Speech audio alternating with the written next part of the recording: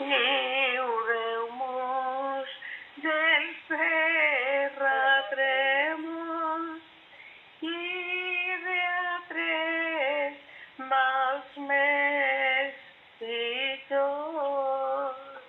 El segle XIV fou quan vingué eixe cataclisme. Pareixen que